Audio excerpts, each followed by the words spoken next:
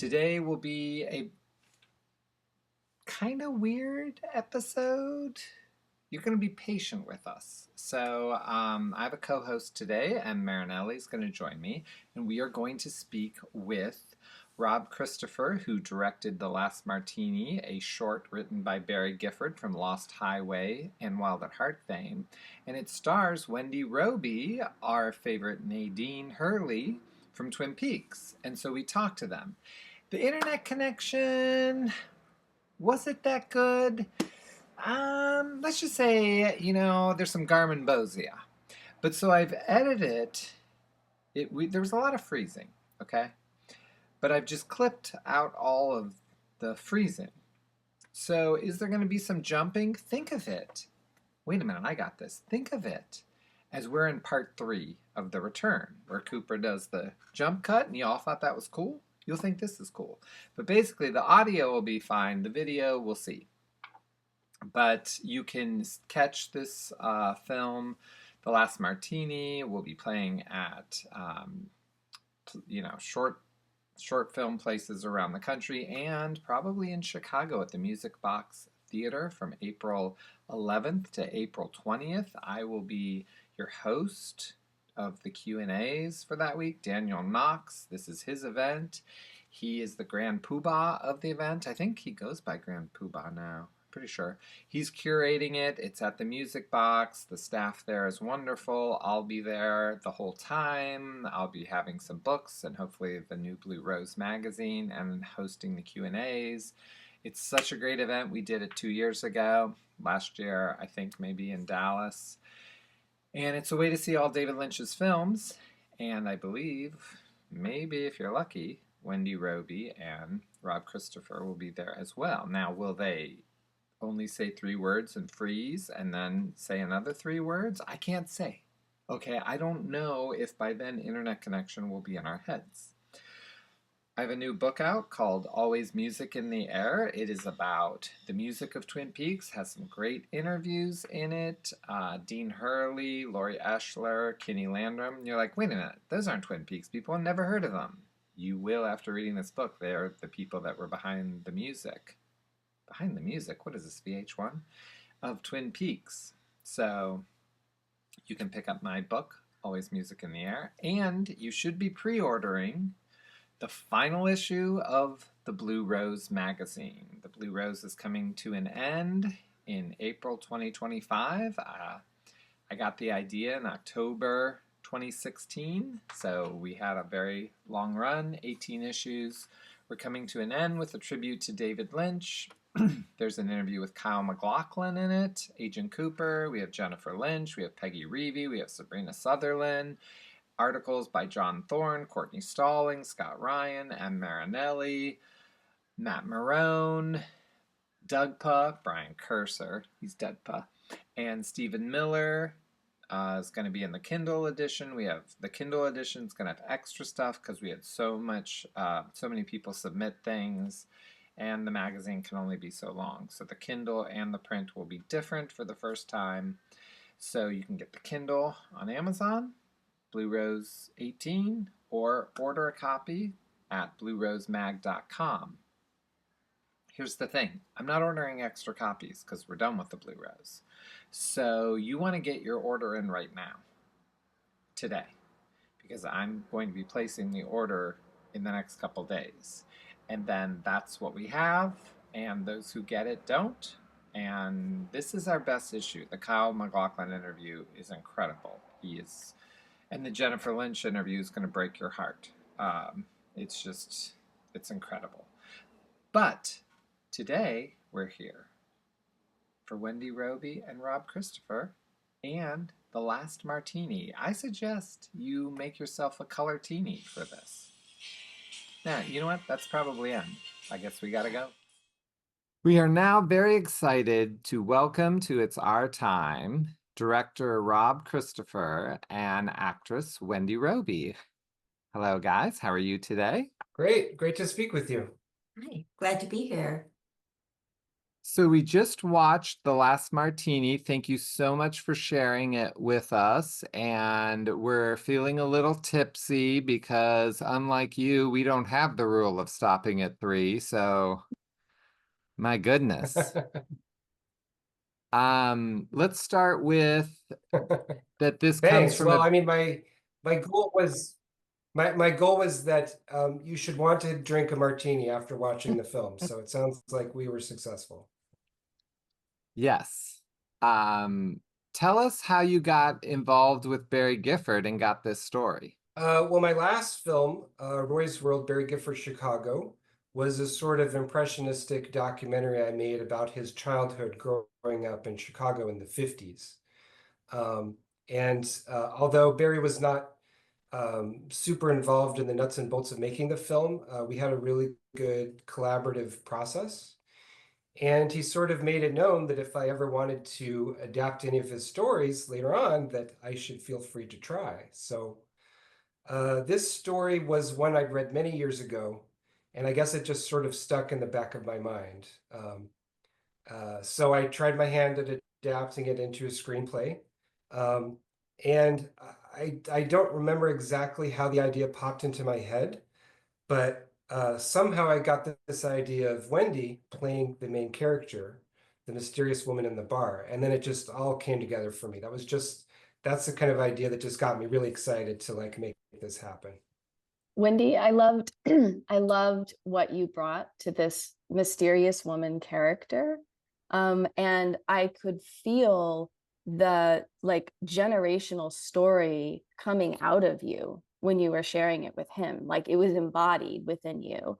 And I was curious just like how it was to memorize that story and to perform it that way. I took vast liberties with it because I sort of had to change what the story was for myself so that it would make sense. Or I don't know, I don't know how much of this I can tell. I don't want to spoil, I really believe in, as you might imagine, I really believe in secrets, that the actor's secret, the story's secret, the character's secret is the most precious. So I can't really tell you the whole sort of alchemy that was going on for me to make this story mine in a very real, visceral way, because I would spoil it for you if I did that. and David wouldn't like it. But I will say that I needed this. The reason I came to speak to him, to Paul in the bar, the reason I chose him to tell this story to, is because I felt like he was a man who could listen. And it's something that I would do from time to time, that I would approach someone and tell them this story.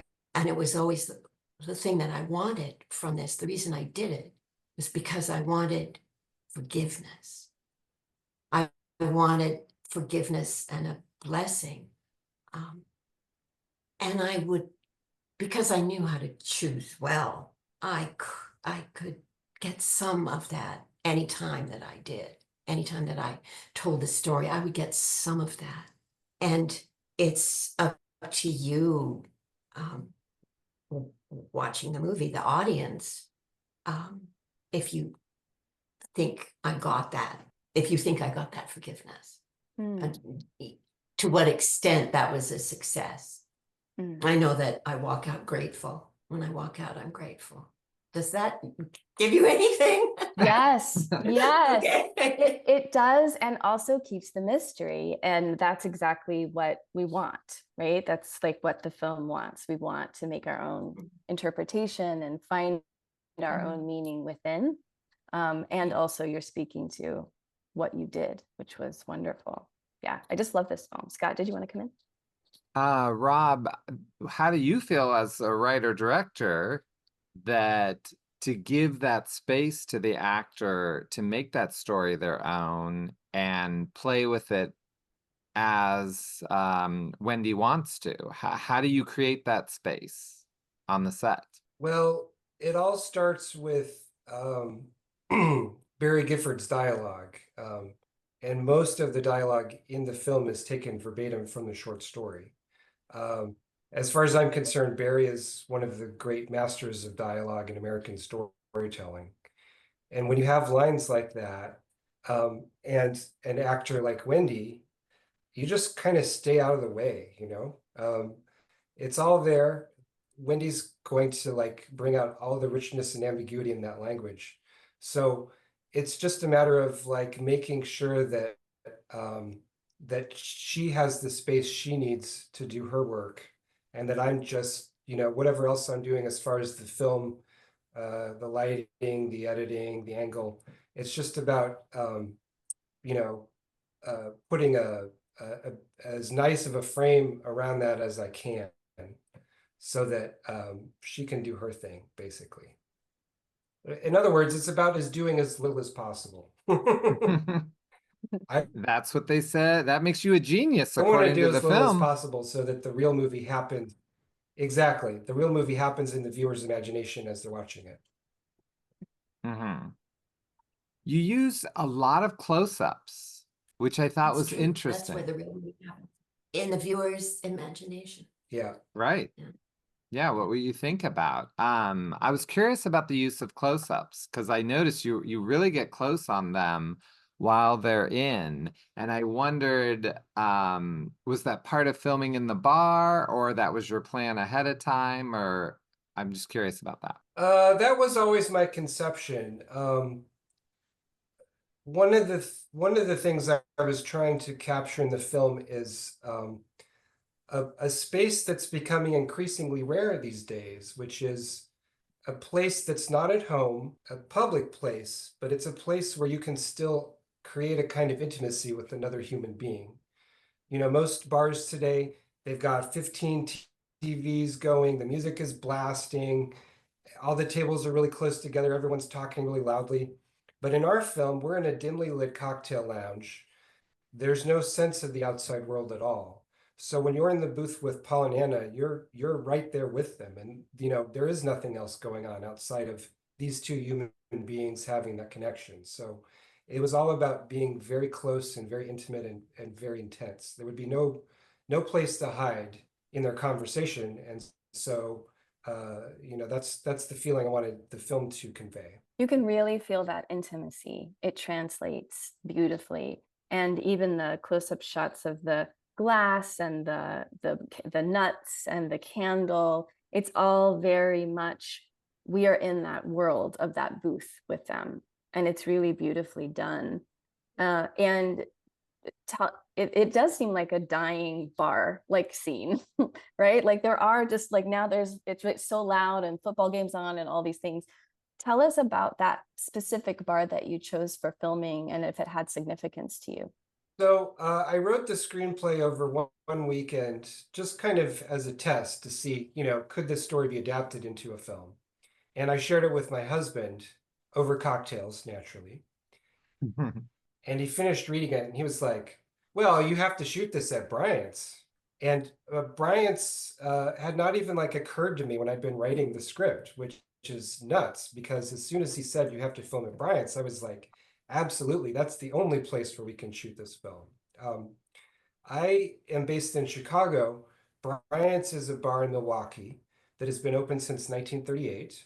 And I've been going to Milwaukee for, you know, little vacations and weekend getaways for, you know, I don't know, 8 or 10 years. And Bryant's is a place I always go to whenever I visit Milwaukee, just for that atmosphere. And it was the most perfect location I could think of for this movie. I got in touch with John Dye, who owns Bryant's, amazing guy, wonderful gentleman. And he was like, sure, you can film here. They're always closed on Mondays anyway. So he was like, all right, you can have the bar on a Monday.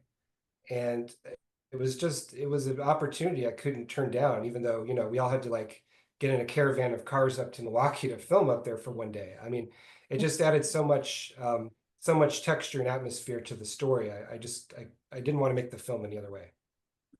It does feel like its own character. Yeah. And Wendy, did you feel the pressure of knowing you have to do that in one day?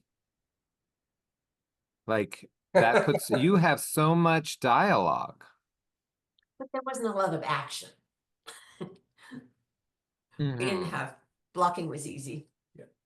We did spend quite a bit of time talking about the olives, though. The olives were important. Yes. They're a major That I was can't believe stunt work. Yeah. yeah, you would think they would have gotten a little like credit, you know what I mean? I thought the olives were gonna get like top billing or Nice little. something in them.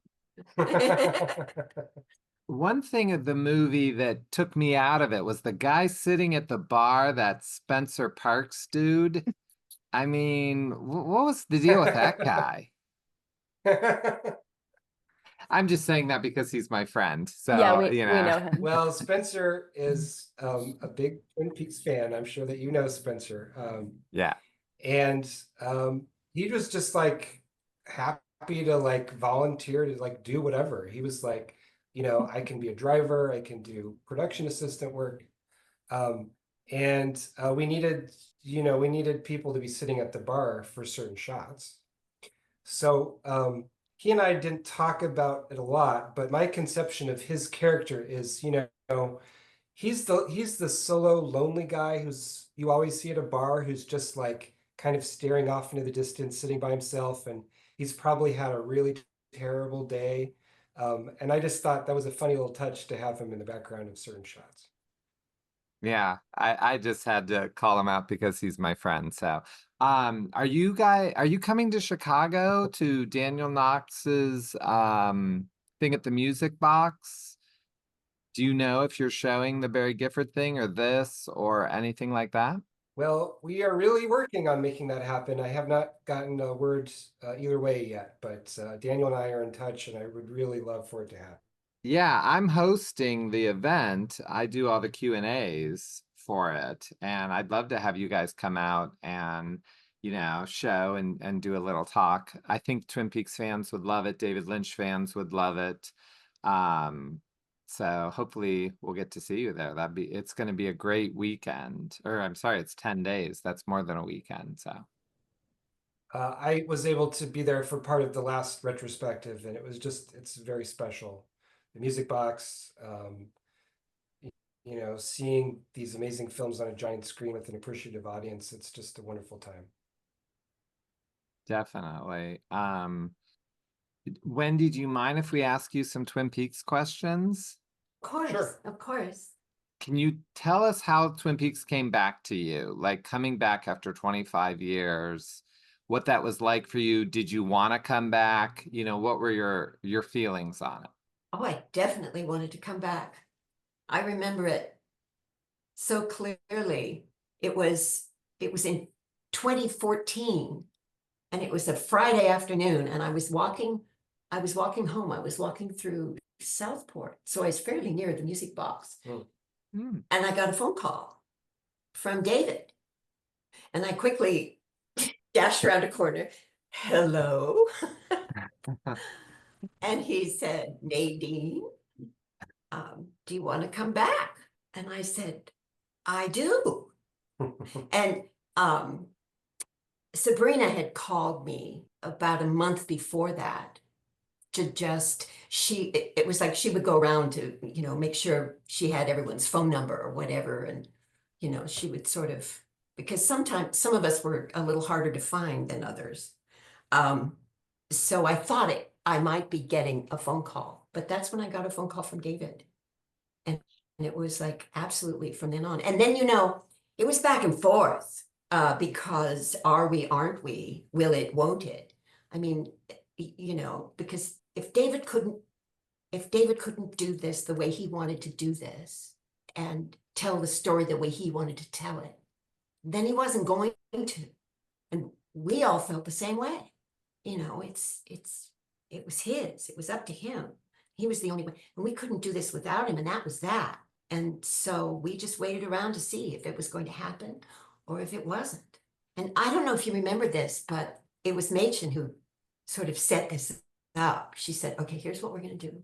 Everyone has to shoot their own. And you have to understand, I am I am such a Luddite with computers or self-tape or filming myself. I mean, I would turn down a role before I do a self-tape.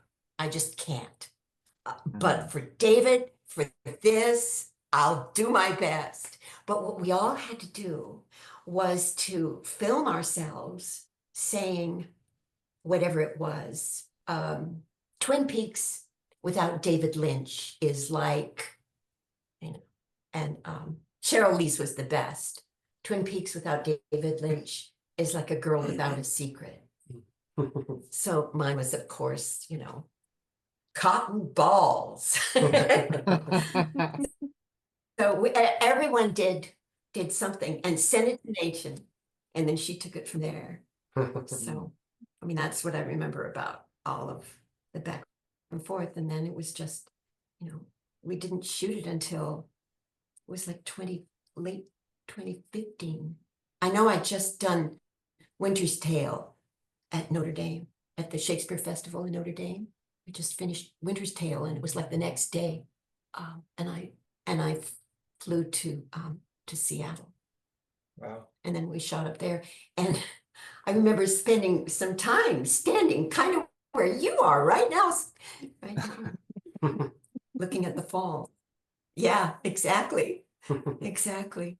Yeah, it was wonderful. It was wonderful. Oh, but before that ever happened, we had this great sort of event, thanks to the magazine, Entertainment Weekly. Yeah, Yeah. where it was, oh God, it was really fun.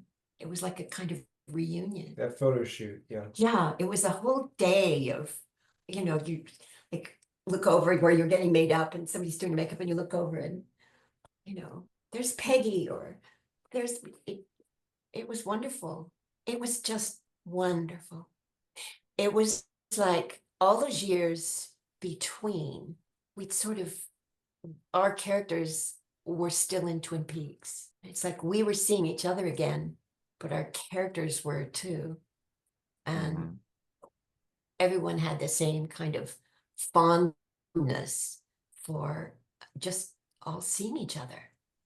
It was like a high school reunion kind of feeling. We go, oh, hello, there you are. There you are. And you look swell. You know? So I just remember it with such heart. And the other thing that meant so much to me was that David gave me this great gift, Nadine's redemption, because she had this wonderful arc because she was able to give them, she was able to set Big Ed free, you know, and with her whole heart, and that being able to walk up that road with my golden shovel, marching along like Johnny Appleseed. I just kept thinking of Johnny Appleseed, and with such determination to, here you are, and I was such a bitch, and so intense, and you know, Big Ed is kind of like, yoy. And then you see, after that's over, you see the truck just bomb on out of there. I mean, Big Ed has never moved so fast because he's not a guy that moves fast, but he just jet out of there in that rattly red truck. And then there he is in the diner, and has the music of Otis Redding ever been put to better use when that lovely hand goes on that shoulder. So yeah, that was all a gift. There were other things going on. It's also some of the most astonishing, if not the most astonishing thing I've ever seen on television, that the return. And chapter 8, you know, Yeah. the bomb. I mean, it's just glorious. It's glorious. I don't watch go ahead. Twin Peaks very much because I don't know. I don't want to, you know, Norma Desmond syndrome. You know, it happened. It was great. It was great. And I'll always remember and always be grateful. But that I am so glad that we have that we have what that was.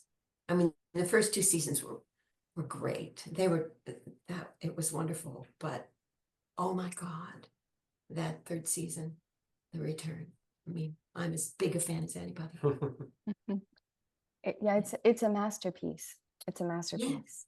Mhm. Yes, And Wendy, you've always been my it's true. Nadine has always been my favorite character. And the redemption scene before Ed goes into the double R, but that moment with him is my favorite moment in The Return because of her empowerment and her self-determination to say, you can go, but also I can go. Like, you're releasing yourself. She's releasing herself from kind of looping. And this is something that we're writing about, is her getting caught previously in these loops and cycles, right?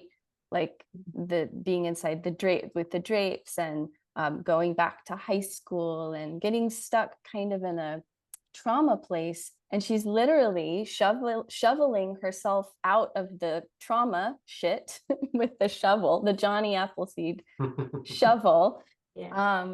And I just wondered if there was anything else that you wanted to speak to about that shoveling out of that loop that she was stuck in, because she does that. No one else does that. She does that. And that really means a lot to me. So I just wondered if there was anything else that you wanted to share about getting out of that loop for her. Yeah. And the wild thing is, it came from a generous place, all that wounded stuff in her, and she got out of it by, finding this heart that was always there. I don't know. I've never played a character that's hurt as much as Nadine hurt. The pain of playing Nadine. And I've done Greek tragedy, so you know, but Nadine, it was like walking in a firestorm. Sorry I shouldn't have used that term now. We've had a firestorm. But that's why I say it was such a gift, that to give her that redemption. But it came from a loving place. So it was, I'm setting you free. And it was almost a discovery that set her free. So maybe that's the key, that it came from love. I love that. Yeah, if that's how we get out of our own way, is to love. Said Wendy as if she knew what you were talking about. I always thought that the drapes, which I love, and Run Silent, Run Drapes is so incredible. You're just serving entrepreneurial realness, and I love it. But I always thought that the drapes were a way she could kind of control the outside noise and chaos of the town and the trauma of the town, by being able to quietly create something that would quietly close her off and protect her. And I just wondered if you thought about the drapes as a way of protection, and maybe ways that served her, and also maybe ways that didn't serve her. But I think the drapes are so critical. I love that. I love that. There's so much. I mean, they're curtain up, they're like to make a show, and then to close. They're like the beginning. There's so much, but I love your image of them as the chaos, because Twin Peaks is very, the town, Twin Peaks in our minds is quiet, and the chaos is inside people. But no, I love that. I want to show you a picture. Oh.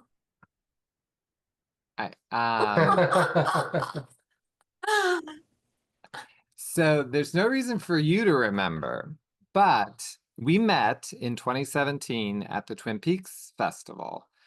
And I know that while I'm saying this to you, it's breaking every 3 words, so hopefully it's coming through. But I was having a really bad moment right when you and John came up to me. And I was thinking about like giving up on Twin Peaks and giving up on moving forward because things weren't working for me. And the three of us, you, John, and me, had a deep talk about art and what art matters in life. And it really mattered to me and it prepared me. And I went on to start the magazine, the Blue Rose magazine, and I did all these books about Twin Peaks. And you were a big part of that. And I'm sure you met a million people that weekend and you don't even remember our conversation. But I keep that photo when things get rough for me and it's hard to get your art out there to remember that conversation. So I'm so glad I have this opportunity today, even in bad internet form, to share with you that you helped me a lot that day without knowing it. I didn't come to you and say, I'm having a bad day. We just ended up talking about art. So I want to take this opportunity to say thank you because I don't know if I would have pressed forward throughout the difficulties if it wasn't for that moment. So I want to say thank you. You're welcome. Help me remember because I didn't, when you said Blue Rose, I remembered, oh yeah, there was this guy. So it was at the Twin Peaks Festival Yes. in 2017. It's up Or there, like where 28, you are yeah, like now. Like it, 2017 or 2018. I can't oh, say for 20 sure okay. what year it was. It might have been, it was probably 2017. Well, I saw the picture and I sort of remember things when my hair was still red. So it must have been, yeah. Can you show me the picture again? And I I'll try to certainly remember. can. Oh, I'm not asking you to remember. There's Were we, no reason did we for you just to remember. talk while we were at the, Yeah, Oh. we're at the golf course. And we weren't talking about Twin Peaks. We were just talking Right. about art. We I just had remember a this in your magazine. Blue Rose Mag- Yeah, yeah. um It's good to talk about art. It's what we do. Well, I'm glad because we need you. You know, thank we you. need you. I'm telling you, now more than ever, we need you and we need artists and we need artists doing what artists do. Because we will show the way. We will show because if this country loses that, if we can't still make art, we'll have no guidance, we'll have no way back. Because art's been doing that for centuries and centuries. You know, it's been showing us the way. And if it's because it's showing us who we are and what it means to be human. And oh man, sometimes it just shows us a way through. So we got to do it. We got to make beautiful art. And what you do is so important. So keep in that river of the writing. I wish I were better at it. You know, I love to be given words that I can say and an opportunity to say them, and bless you. Thanks. But I try I'm writing too, and it is so hard to do. I have to keep reminding myself that I'm telling this story to tell it because it needs to be told. What are you writing, if I can ask? Well, I'm writing, and I've been writing it for years, but it's a novel, So and when I say years, I mean years. I mean, it's the same. I've been writing it for like 30 years, and I just go back and forth and back and forth, and it's pieces and it's stories, and some of it is like can be separated as short stories, but it's just what I'm writing. Well, I 'Cause run a publishing company and we are with Simon and I want it to Schuster. be. So you're in. When you're done, I'll publish your book. You don't have to worry about it. It's a done deal. We're signing right here. Boom. There you go. You're in.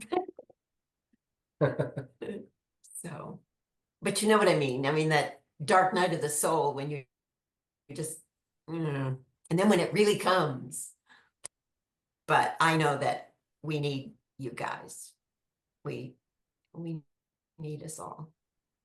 One quote from David Lynch has really stuck with me over the past several months.